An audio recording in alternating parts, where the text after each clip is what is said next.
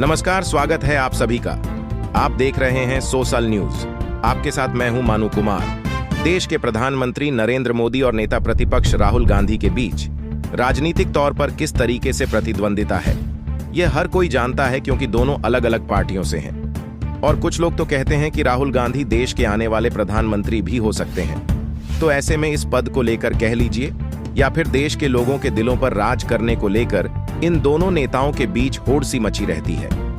हालांकि प्रधानमंत्री मोदी इस रेस में काफी आगे निकले हुए नजर आते हैं, लेकिन राहुल गांधी के चाहने वाले भी बहुत सारे हैं। इन सब के बीच अगर मैं आपसे कहूं कि मोदी सरकार ने राहुल गांधी को एक बड़ी जिम्मेदारी है, तो शायद आप थोड़े से चौंक जाएंगे। लेकिन यह पूरी खबर क्या है, यह विस्तार से जान लीजिए। दरअसल जब संसद की स्थायी समिति का गठन होता है तो उसमें कुछ मेंबर्स को चुनना होता है, और इसी समिति का जब गठन होने के लिए एक बैठक बैठाई गई तो उसमें यह फैसला लिया गया कि राहुल गांधी को भी एक जिम्मेदारी दी जाएगी। कंगना रनौत को भी जिम्मेदारी दी गई है और शशि थरूर को भी जिम्मेदारी दी गई है। हालांकि सोनिया गांधी को इस लिस्ट से बाहर का रास्ता दिखा दिया गया है।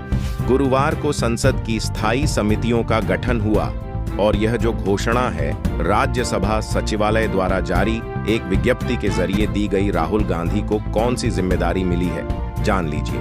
कांग्रेस नेता और लोकसभा में विपक्ष के नेता राहुल गांधी को रक्षा संबंधी समिति और कंगना रनौत को संचार और सूचना प्रौद्योगिकी संबंधी समिति का सदस्य बनाया गया है।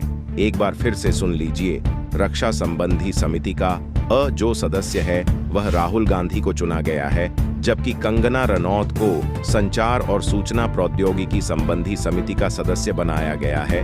इसके अलावा कांग्रेस के शशि थरूर की बात करें तो विदेश मामलों से संबंधित समिति की अध्यक्षता वो करेंगे, यह ऐलान किया गया है। सोनिया गांधी का जिक्र करें तो उन्हें इस लिस्ट से पूरी तरीके से बाहर रखा गया है।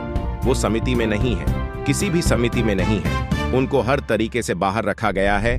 टीडीपी और जनता दल जैसे प्रमुख भाजपा सहयोगी दलों के अलावा चुनावी राज्य महाराष्ट्र में उसके सहयोगी शिवसेना और एनसीपी भी एक एक समिति की अध्यक्षता करेगी।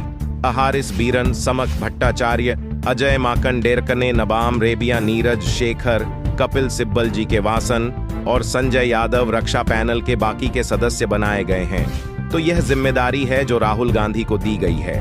और इसी के साथ आपको बताते चले, अनुराग ठाकुर हो, राजीव प्रताप रूढ़ हो, इनको भी समितियों में अहम भूमिकाएं मिली हैं।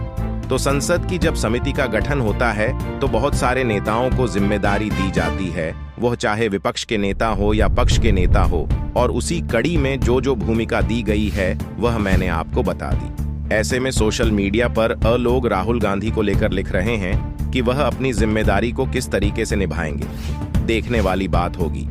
बाकी अगर बात करें निशिकांत दुबे की, जो कि गोड्डा से सांसद हैं और बीजेपी के फाब्रांड नेता माने जाते हैं, शशि थरूर की जगह निशिकांत दुबे को रखा गया है।